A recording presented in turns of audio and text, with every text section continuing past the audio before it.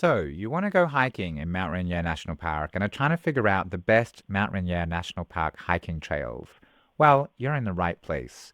In today's episode, we're going to look at my picks for the 10 best hikes in Mount Rainier National Park. Hi, I'm James Ian, and I've written tons of guides and published several itineraries for Mount Rainier National Park. I've actually written an article on my website, parkscollecting.com, about the 20 Mount Rainier best hikes. I've chosen my top 10 for this episode, but if you want to see even more awesome Mount Rainier National Park hikes, see the link in the description box below to read about all 20 of them. If you're watching this on YouTube, like and subscribe right now. If you're watching or listening somewhere else, please follow my podcast to get the episodes as they come out. You don't need to hike to enjoy Mount Rainier National Park, but it's one of the best ways to enjoy the mountain views and see the wildflowers that help make the national park so famous. By sharing my favorite trails for hiking Mount Rainier National Park, I'm going to help you choose the best trails for your own vacation. You'll know exactly what to expect so that you can easily create your own hiking list. You'll have peace of mind that you won't accidentally miss out on an epic hike that you would have loved, and you also won't bite off more than you can chew. Be sure to stay to the end, where I'll be sharing my number one pick for the best hike in Mount Rainier National Park. It's amazing. Let's get started. Welcome to National Parks Collecting with James Ian. He's a national park expert. He's here to help you have the best national parks trips ever. Get tips, discover hidden gems, and learn all you need to know. This is your path to collecting national parks experiences, memories, and maybe even a stamp or two. So, what are the 10 Mount Rainier National Park best hikes? I'll break it down by the three main areas that most people visit. There are others, but we'll focus on these three: Paradise, Sunrise, and Ohanapecosh for these highlights today. First up, the best hikes in Sunrise. Sunrise is the name of the eastern section of Mount Rainier National Park. It lies deep in the mountains at the end of a narrow winding road up from the White River entrance to the park. The road is only open for a short time each year, from late spring to mid-fall.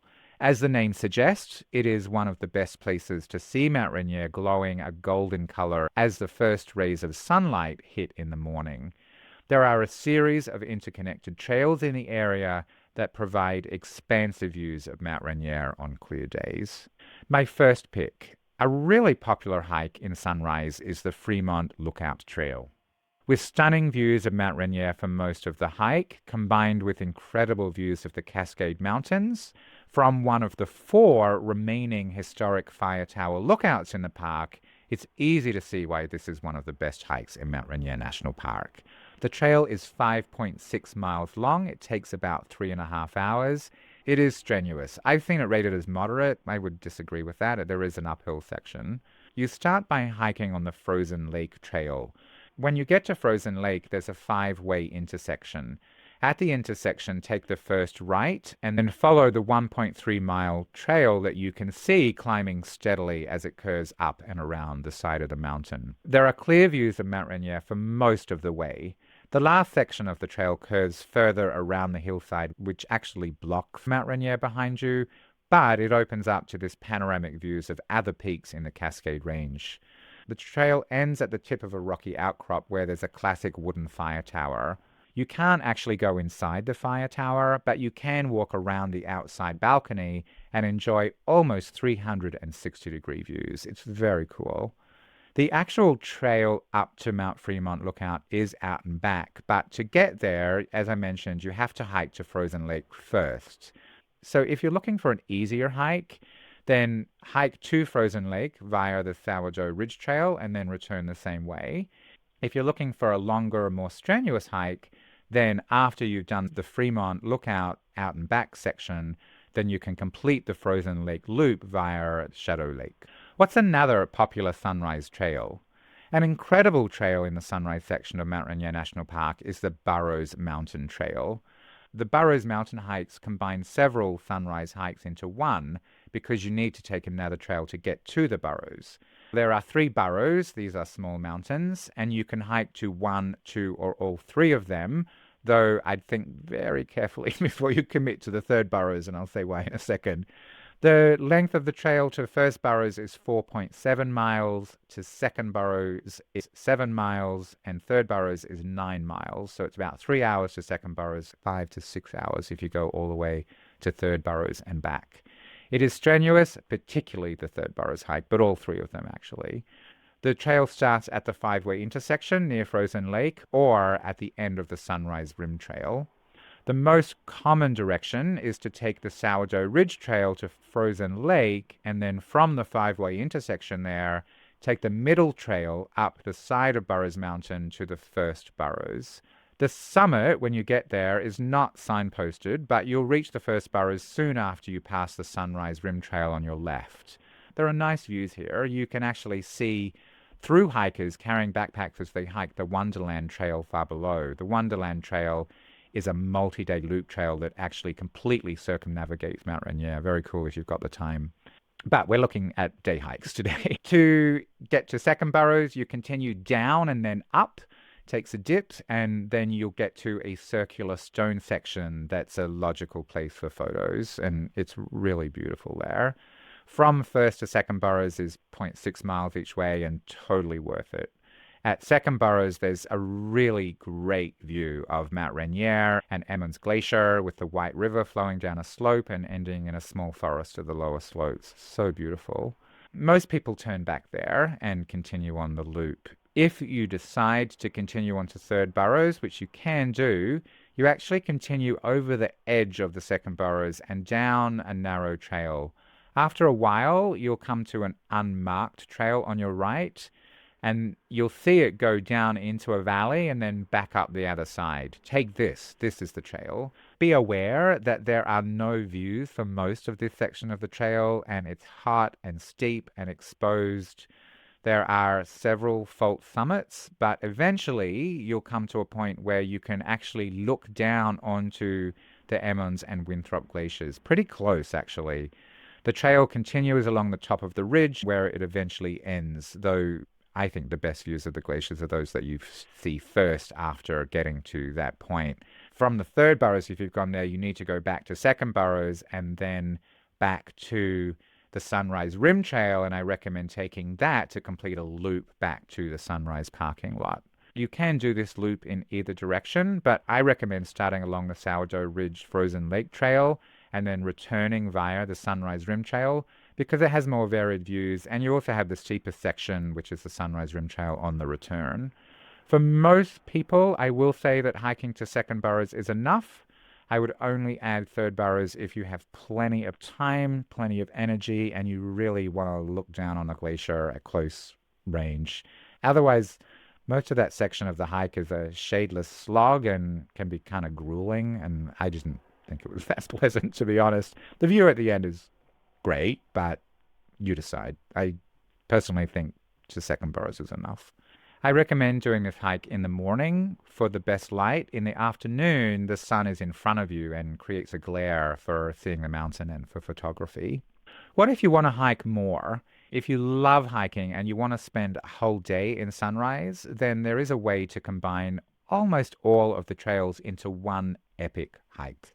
This hike doesn't have an official name, but a ranger that I spoke to called it the Epic Sunrise Trail, and I really like the name so much that I'm using it here. It combines several of the sunrise trails into one long and incredible day. I can't recommend it enough. If you like to hike, this is my favorite of all the sunrise hikes because it's got most of the trails in one hike. The total is 8.8 miles. It's about 6 hours. It is strenuous. It starts along the Sunrise Nature Trail up the hill from the Sunrise parking lot, and then that hits the Sourdough Ridge Trail. You'll turn left and follow the ridge until you get to the Frozen Lake Trail. For most of this section, the trail skirts along the edge of a hill, and it's on a wide, stony trail with a somewhat distant views of Mount Rainier, clear but a little distant. And then you'll get to a small sign that announces that over the ridge is the main water source for the Sunrise area and wanting you to stay on the trail. That trail goes up and around, and then you'll see the water source. It's kind of small and unassuming. That's Frozen Lake. It's definitely not frozen in the warmer months, and it's not particularly picturesque, but it takes you to the five-way intersection. And off in one direction is the Mount Fremont Lookout Trail. There's also a section of the Wonderland Trail, and then there's the trail that heads up to First Burroughs. And then the final trail heads back to Sunrise via Shadow Lake. I recommend taking the side trail to the Mount Fremont Lookout first, and when you get back, then climb up to First Burroughs, and then go to Second Burroughs, and then Third Burroughs if you want, and then return via the Sunrise Rim Trail back to the parking lot. So it's basically combining Frozen Lake Trail, Mount Fremont Lookout Trail, and the Burroughs Trails and the Sunrise Rim Trail all in one. If you're going to do this, I recommend starting early. The best views in sunrise are in the morning when the sun's behind and shining on the mountain. Soon after noon, the sun's just in the wrong direction for photography, and Mount Rainier loses that beautiful definition that it has in the morning light and with the sun shining directly on it. And then, as I mentioned when I talked about the Burroughs hike, a big decision is whether to add on the third burrow. It does add a couple of hours to the hike. It's kind of hot and dry, and you don't see the mountain for a lot of it, but it does give really wonderful views at the end, looking down on Emmons and Winthrop glaciers. I personally wish that I hadn't done it, as I didn't think the payoff was worth the effort, but many other people I've met have thought it was great, so your decision. Another tip, if you're too exhausted by the end and you want an easier way back, when you get to Shadow Lake, instead of going straight, you can actually turn left and then cut up a service road. The distance is about the same, but the service road's flatter and it's easier walking than continuing along the rest of the Sunrise Rim Trail back to the Sunrise parking lot. Now, let's leave Sunrise and head to Ohanapecosh. The Ohanapecosh area lies in the southeastern section of Mount Rainier National Park. There are Mount Rainier views for some of the trails just north of Ohanapecosh, but the southern trails in Ohanapecosh itself don't have mountain views. But they do go through incredible old growth forests with towering trees and really lush undergrowth, and it's really beautiful. So if you want to hike Mount Rainier National Park on a cloudy day or just for some variety, these are amazing trails to enjoy. And I'm including my favorite trail here. There are others. But my favorite hike in the Ohanapecosh area of Mount Rainier National Park is the Silver Falls Loop Trail. Although there aren't any mountain views here, it's a really great hike. It winds its way gently through ancient old-growth forests. The trees here are enormous, and it's easy to just be filled with wonder at just how amazing nature is when surrounded by these incredible giant trees. It's really cool. Although the trail isn't completely flat, it's a pretty gentle ascent to the falls, and then an equally gentle descent when returning. It's a 3.5 miles round trip. It's a loop. It takes about 2 hours. It's easy to moderate. There's a couple of different places that you can start depending on the direction. But if you're going in a clockwise direction, you start just the other side of the bridge over the Ohanapecosh River. The other is Loop B of the Ohanapecosh campground and of the day-use parking lot for the visitor center. You can also connect the trails near the falls from the Grove of the Patriarchs parking lot at the other end of the loop. This adds another half a mile. Hiking the loop clockwise, after about 35 minutes, you'll come to a fork in the trail. The Cowlitz Divide Trail goes to the left. Don't take this, stay right. A little further along is another fork. This goes to the East Side Trail on the left. Again, don't take this, stay right. This is where you'll come from if you took the trail from the Grove of the Patriarchs. After a minute or so later, you'll see the river, and then soon after that, there's a short trail off to the left down to an overlook to see the falls. If you do the hike in a clockwise direction, when you first see the river and the falls, there's a steep, rough trail down to the falls overlook. Don't take this. It's tempting. It seems like it's the trail. It's not. Just continue around the main trail for another dozen or so yards, and you'll see the real trail down to the overlook, which is much easier. Silver Falls are 75 feet tall. They start with a gentle cascade, and then they end in this 40-foot drop down into this wide pool of water where large driftwood logs often get caught on the other side. And then the pool narrows to form this gorgeous gorge, unintended, sorry, with a picturesque wooden footbridge crossing. It's really beautiful. From the main overlook, when you get there, there's a short trail that goes down to a flat rock ledge. There's a great view of the bridge and the gorge from here, but these rocks are very slippery and dangerous when wet, so I would recommend avoiding them if they're wet at all. To complete the loop, you cross the bridge and then follow the trail back through the forest over a couple more small bridges. Near the end, you can take a little side loop to the Hot Springs Nature Trail off to the left. It's not that exciting, to be honest, or continue straight on the main trail. I recommend going in a clockwise direction, though either direction is fine. The loop doesn't start and end at exactly the same spot. To go clockwise, take the trail that starts just the other side of the bridge over the Ohanapecosh River if you're headed into the campground away from the visitor center. It's not marked, but it is an obvious trail off to the right. The other trail where you'll end if you did the hike clockwise is near the day use parking lot on the other side of the bridge nearest the visitor center. Something else to be aware of is that the campground day use parking lot may be full. If it is, it's possible to park on Highway 123 at a small turnout just up the road near the Hot Springs Trail. And then there's a 0.1 mile connector trail from this small pullout to the main trail. You can also try parking at the Grove of the Patriarchs and hitting the loop from the opposite direction. We're halfway through. Before we look at my other favorite hikes in Mount Rainier National Park, if you're watching this on my @National Parks Collecting YouTube channel and you haven't already, please like and subscribe below. It really does help. The other main area of the national park and the most popular place is the aptly named Paradise in the southern section of Mount Rainier National Park. It's accessed through the Nisqually entrance to the south or via Stevens Canyon to the east.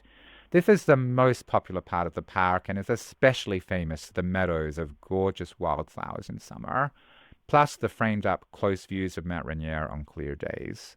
There are multiple interconnected trails throughout the meadows and the woods near the visitor center, plus a few longer trails to head further afield. An easy hike near Paradise is the hike to Narada Falls.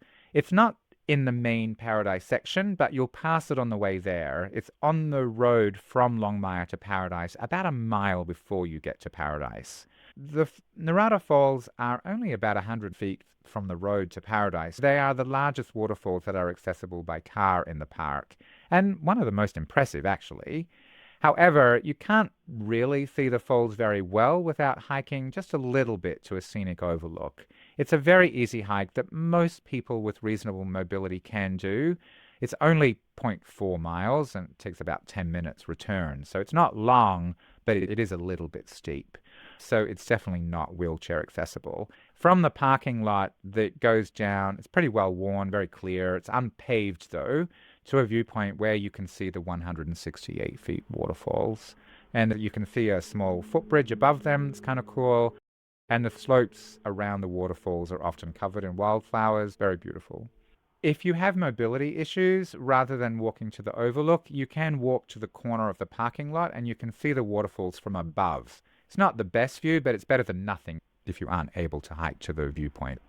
In Paradise itself, there's another easy trail that I highly recommend. An easy hike in Paradise that you can do with a stroller is the Nisqually Vista Loop. Because it's stroller friendly, it's one of the best hikes for families. It takes about 45 minutes. It's a lollipop or lasso trail, so it starts with an in and out back section and then does a loop around at the end, and then you hike back that same section.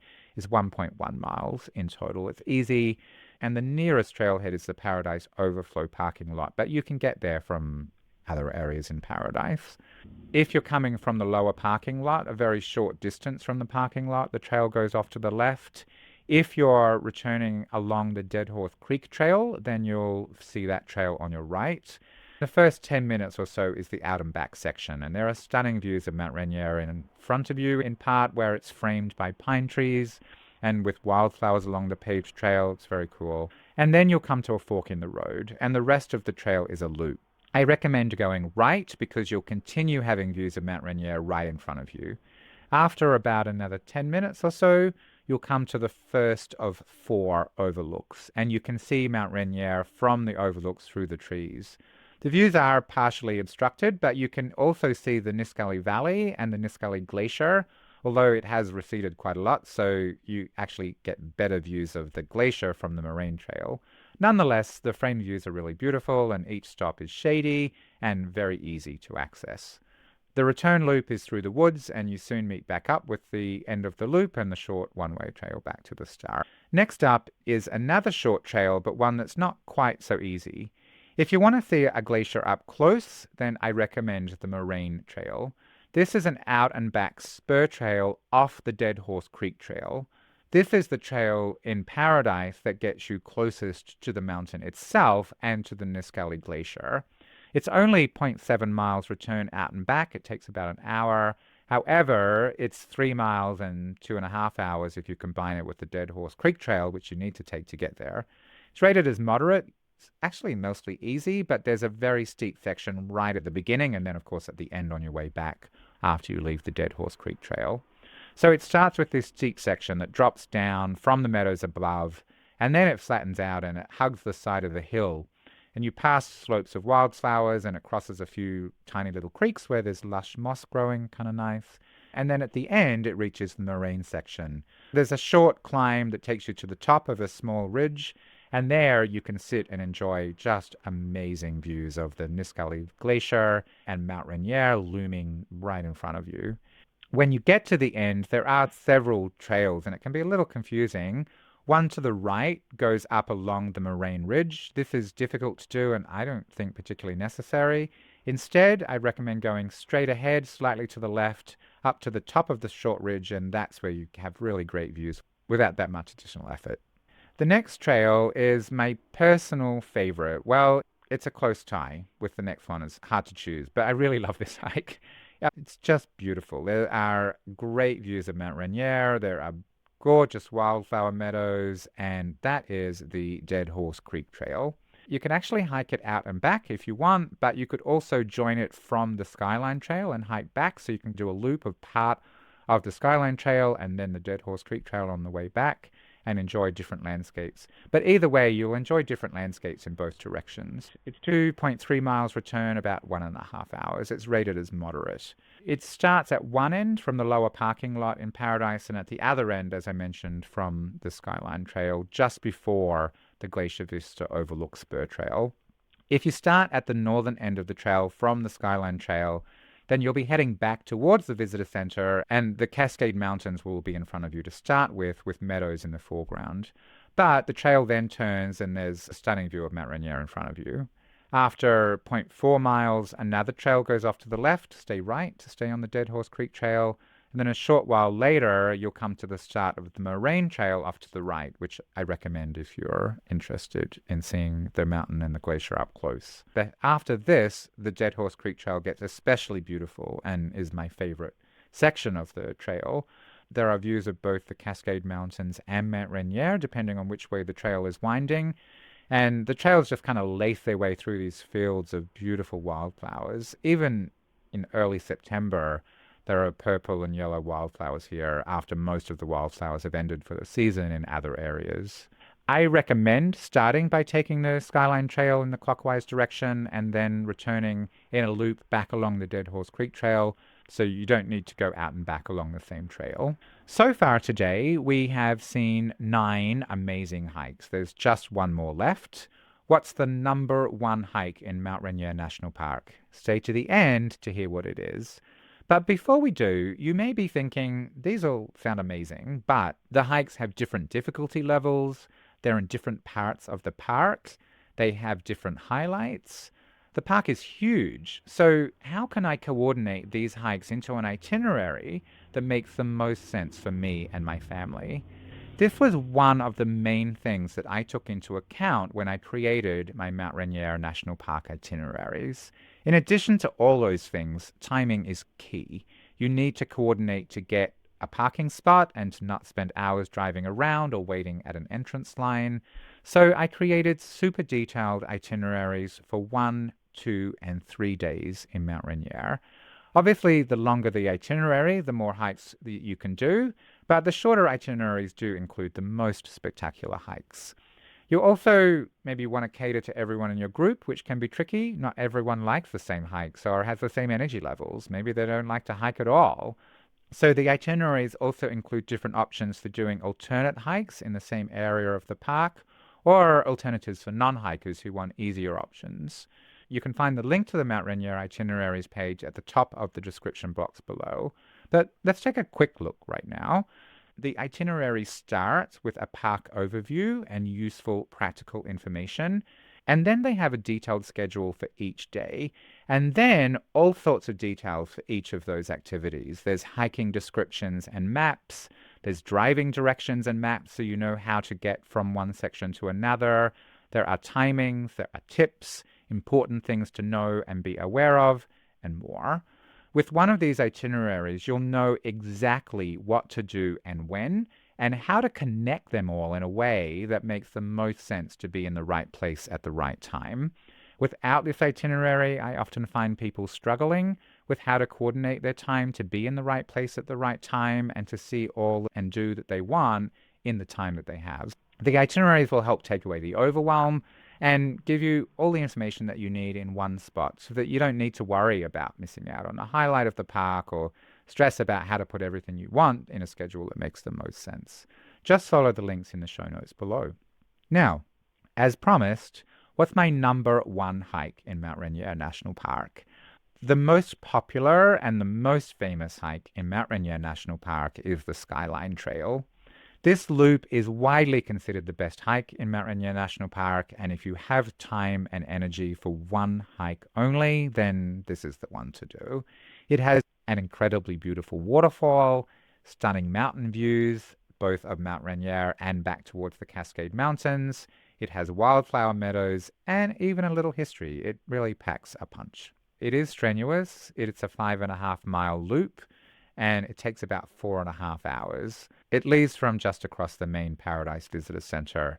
You can do it in either direction, but if you set off in a counterclockwise direction, the first mile, about 30 minutes, to Myrtle Falls is paved. So if you're looking for an easier and a shorter hike, then the hike to Myrtle Falls and back is a great choice. You'll pass meadows of wildflowers and enjoy beautiful views. When you get to the falls, if you have the mobility, then there's a steep but very short trail or staircase from the main trail down to a view of the falls with a footbridge above it and Mount Rainier sitting behind it. It's one of the classic views of the park. This is where the paved section ends, and the trail soon climbs through a pine forest, past more wildflowers, and then up into bare scree and rocks. There are several viewpoints along the way until you get to the official panorama point, which has stunning views, not of Mount Rainier, but of the Cascade Mountains. Along the way, you'll pass a famous history marker, so check that out. And then after Panorama Point, the trail gets even closer to Mount Rainier, and there are clear views of the Nisqually Glacier. I recommend taking a short side loop to the Glacier Vista Overlook for the best views of the glacier. It rejoins the main trail, and then the trail descends pretty steeply through some more meadows. The last section is again paved and somewhat steep. As you near the visitor center, you'll come to several other trails which you can either take or you can just follow the main trail back to the visitor center. I recommend doing this trail either early or late. It is very popular and it can get crowded. Also, be aware that Panorama Point, which is often cited as the highlight of the trail, Mount Rainier is actually behind you, and the view from Panorama Point is actually a panoramic view of the Cascade Ranges, including Mount Adams. You do see Mount Rainier throughout the hike, but just not from Panorama Point. The sunlight when you're facing in this direction is not great for photography in the morning, though it is great for Mount Rainier in the opposite direction, so you need to choose which you prefer. You can hike the loop in either direction. I recommend counterclockwise. The ascent is longer and more gradual in this direction, and the descent is shorter and steeper. If you go clockwise, then you'll get the shorter and steeper ascent. If you want help planning your trip, check the links in the description box below. There's a bunch of planning and booking resources that you can use to plan and book your trip. And keep watching my videos to get even more help so that you can have the best national parks vacation ever. And if you want to get notified about the next episode, subscribe and click below.